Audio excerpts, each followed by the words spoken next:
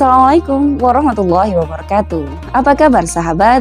Semoga kita tetap dilimpahi kesehatan dan kasih sayang oleh Allah Subhanahu wa taala. Bertemu lagi dengan Wilda dalam suluk motivasi dari Saung Santri Inayatullah. Sahabat, Rasulullah Shallallahu alaihi wasallam bersabda, "Matsalul ladzi yata'allamu fi sigharihi kan-nakshi 'alal hajar, walladzi yata'allamu fi kibarihi kalladzi yaktubu fil." Perumpamaan seseorang yang belajar sejak ia kecil bagaikan mengukir di atas batu, sementara orang yang belajar ketika ia beranjak dewasa bagaikan menulis di atas air.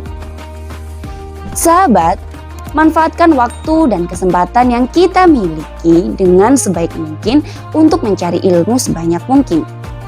Karena waktu dan kesempatan yang telah terlewat dari kita tidak akan pernah kembali kepada kita. Belajar ketika kita masih kecil harus dilakukan dengan sungguh-sungguh agar apa yang kita pelajari itu melekat erat dalam pikiran dan hati kita sehingga ia layaknya ukiran di atas batu yang tidak akan hilang kecuali batu itu dihancurkan. Belajar sejak usia dini juga memungkinkan kita untuk memiliki ilmu yang lebih banyak jika dibandingkan ketika kita belajar saat mulai beranjak dewasa. Selain itu, normalnya ketika kita masih muda tidak banyak pekerjaan atau urusan yang harus kita lakukan kecuali hanya untuk belajar dan belajar. Jikapun ada di antara kita yang mengalami suatu kondisi tertentu yang mendesaknya sehingga ia tidak bisa hanya fokus untuk belajar, hal itu tidak bisa menghentikan kita untuk terus-menerus belajar karena pasti ada cara untuk mengatasi keadaan tersebut. Sahabat, menanggapi seseorang yang mengemukakan hadis Nabi SAW tadi, Ahnaf bin Qais mengatakan, orang dewasa lebih banyak akalnya, tetapi lebih sibuk hatinya. Ucapan Ahnaf bin Qais ini mengisyaratkan bahwa sesungguhnya orang yang beranjak dewasa jauh lebih mampu dan bisa lebih mudah memahami suatu ilmu atau pengetahuan.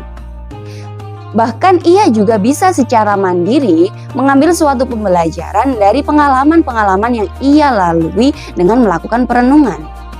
Hanya saja, karena perasaan-perasaan tidak penting, penyakit-penyakit hati yang mungkin mengendap di dalam hatinya membuatnya tidak mau dan malas untuk melakukan hal tersebut.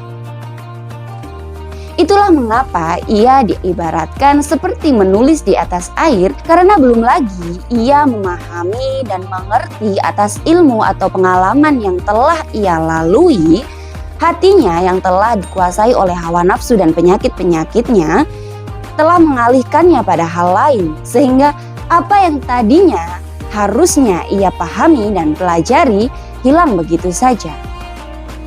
Namun, menukil hadis lain dari Nabi Shallallahu alaihi wasallam, thalabul ilmi minal mahdi ilal lahdi, yang artinya menuntut ilmu itu sejak dalam buayan hingga masuk ke liang lahat, berarti selama ada ruh dalam jasad kita, selama nafas kita masih berhembus, selama jantung kita masih berdetak, dan selama tidak ada gangguan atau penyakit yang mengganggu otak kita atau akal kita untuk terus berpikir dan merenung, teruslah belajar.